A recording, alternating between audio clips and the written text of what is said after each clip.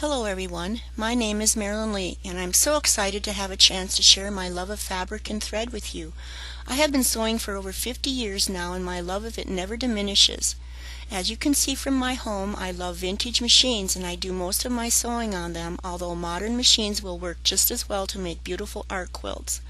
I also have a 6-needle embroidery machine and I love to digitize my own art designs. I live way up in the north woods of Minnesota where winters can be long and cold. Winter is when I get the chance to cozy in and create beauty. I am always looking for new ways to create beauty and I always seem to incorporate quilt designs into my surroundings using items that are considered unconventional. The floor is made from the firewood pile. A ceiling is made from salvaged wooden pine tongue and groove pieces, cut, sanded, and stained to form a starburst ceiling with a quilt design in mind.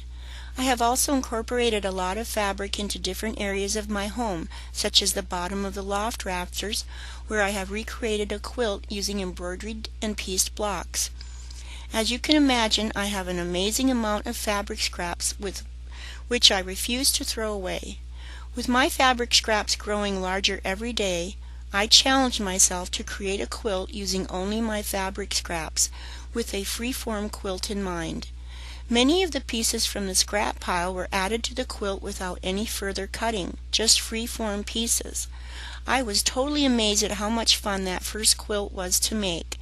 It was so fun to step out of my comfort zone of needing some sort of pattern to work from.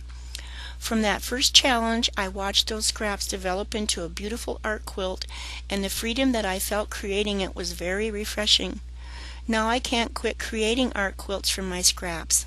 I hope that I can inspire and teach you how to use your scraps to create these amazing pieces of art landscapes from your scrap fabric.